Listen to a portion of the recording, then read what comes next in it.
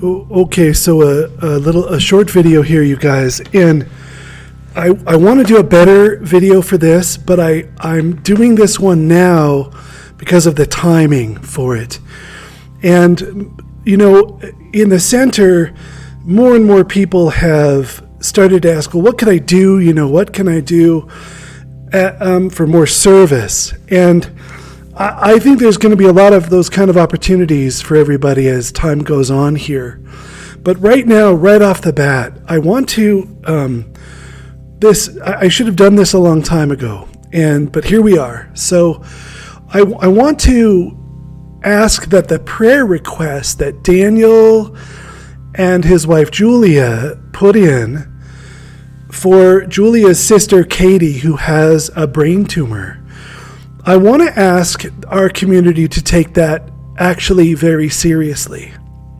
And because think about this, if a contemplative community, right, a prayerful community that is building its sort of vision of Christianity largely on the monastic movement's approach, if a contemplative community can't show up and spend serious time in prayer for its members, or for family of its members, or for really any prayer request that comes in, then that would be a pretty sad contemplative community, is what I'm thinking. Now, I believe everyone already is. Lots of responses came in saying they would pray, but I'm asking for a more concentrated, and this is from now on as we go forward. And I will produce a better video for this. I wanted to get this one out today no matter what, because timing is essential just now.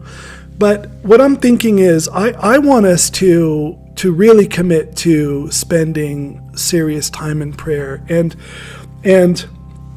also maybe you could text on that group text, hey, I spent 45 minutes in prayer today for her. Because that increases faith. If I'm going to pray for somebody, I know it has its effect if they don't know that I'm praying for them. But I also would rather they knew, because of their faith. Their faith can be activated by knowing that I'm praying for them. And then we have Jesus using clay on people's eyes and having them wash in water, and these are sort of things that enact that person's faith and enliven their faith and receptivity to the healing. And so I think what I want to ask you guys is, so we have 20 members, at least 22 members that are serious about this, and who spend a lot of time in prayer every day, a couple hours a day, and who know not to meddle or do any kind of new age energy work or any modalities. We have a lot of people now that are quite deep contemplatively, and who could easily hold Katie in their heart and mind for a period of prayer and meditation, 45 minutes or an hour. And my experience with this is that it is quite effective, that it really does change lives, and it really does change physical things. My own daughter, there's been, really nothing short of a genuine miracle in her life with her eyes due to regular time spent in prayer with her. And so what I want to ask is that for the community to really show up here and let's do 20 days of prayer for Katie. And what would be this is a little unorganized, we can't meet in person, so it's forgive the sort of sloppy set off here, of this. But I'll start today. I'll do today. Today I will spend an hour in prayer where the entire focus is on Katie. I will do that. I'll do an hour. And it will be no different than if that person came in for a session with me. And what I would ask the community to do is to begin to volunteer send it in via text. So someone should take tomorrow and say and mean, for real, that they will spend an hour in prayer for this person. And let's go down the line. And I'll remind you guys of a few things, but I know you all know this already. We ask for this person's healing, but we ask for God's will to be done in this person, right? We're really holding an intensity of wanting God's will to be done in their life. And I'm in the world, and Katie is in the world.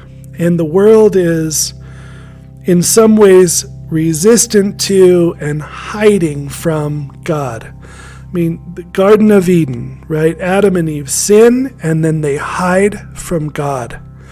And that is one of the characteristics of a fallen world, is that we hide from God. And we've built a culture and a society that is hidden from God, and not in a good way, in a way that's legitimately hiding from God's power and trying to be not found. And then if you're born into this world, you're hiding from God in some ways, just because we map on to, as we grow into adulthood, especially as young children, the adults in our lives, we just map on to their basic state of being. And that is basically hiding from God on many levels, even among the best of them, right? The best parents who are the most committed to their spiritual lives are hiding from God in some ways. And so the kids just pick that up, right? So we're in a world that's hiding from God. And so you're in the world. So God's trying to break into the world, to break into human history through the prophets and Jesus and, through events and life events. God is breaking into the world, trying to find its entrance without doing us violence, right? Because it's all built on free will. So if we want, we can build a world that is separate from God. We are allowed to do that. And we have done that to a large extent, to a large degree. So, but you're in the world. The world is more open to you than it is to Jesus, frankly.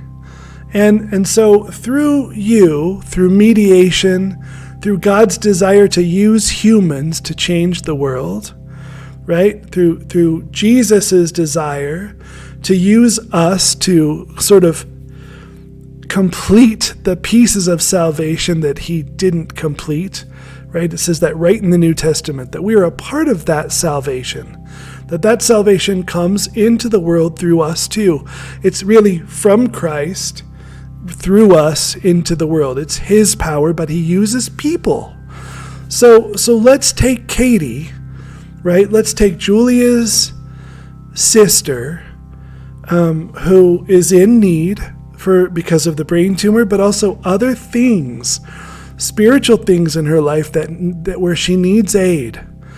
And let's take the power of this community, the positive qualities of this community, our strengths, which are prayer, and let's apply that in service to her.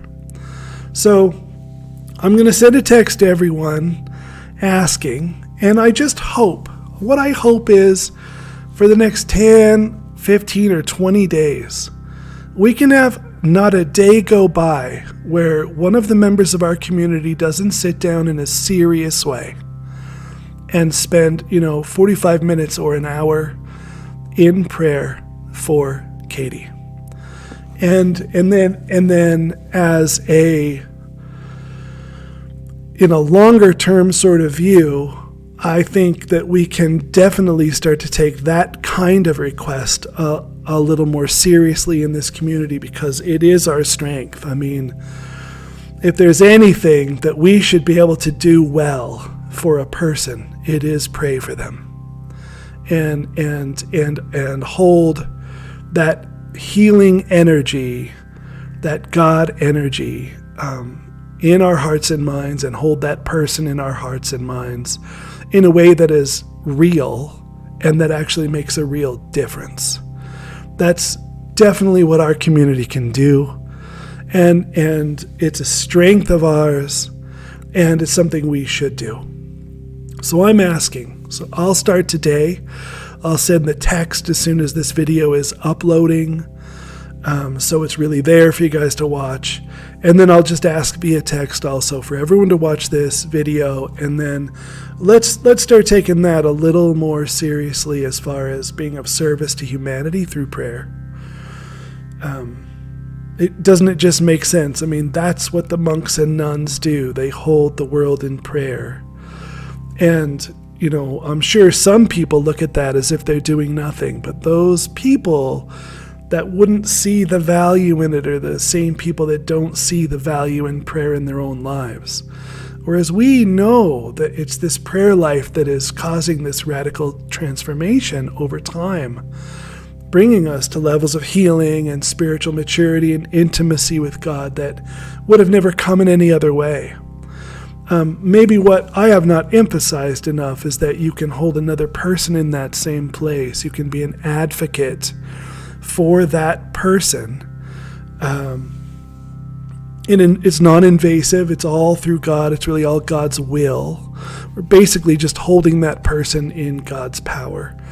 And if they wanted to reject that power, they're free to. There's no techniques.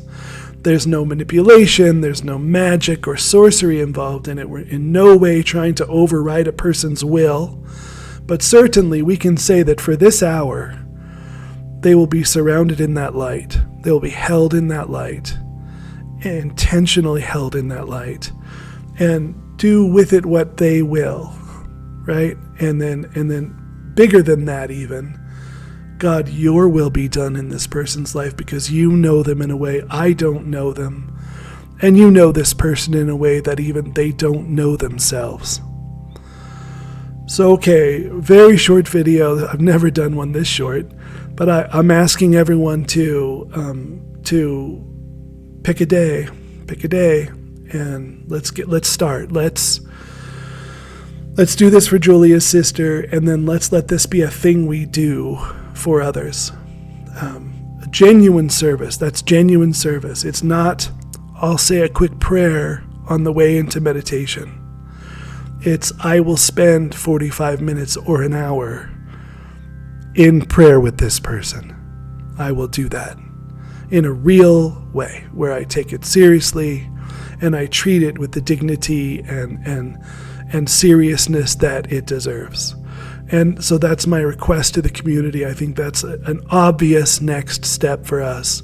We should have started earlier. It occurs to me I've received a number of prayer requests over the years, and we did, I'm sure some people took it really seriously, but I should have spoken up and asked for this. So I'm asking now, and from now on, this is how we would do it. So, okay, thanks everyone. I'll send that text and get this video uploaded, and please respond and make yourselves available to Katie, who is in need. And to Daniel and Julia, whose lives are likely to be quite dramatically affected for a number of reasons that I'm not at liberty to discuss. But their lives could be quite altered if things don't go a certain way here. So we're just praying for everybody, but especially for Katie. Okay, and I'll make a better video about this that treats it better, but this is for now. Okay, thanks everybody.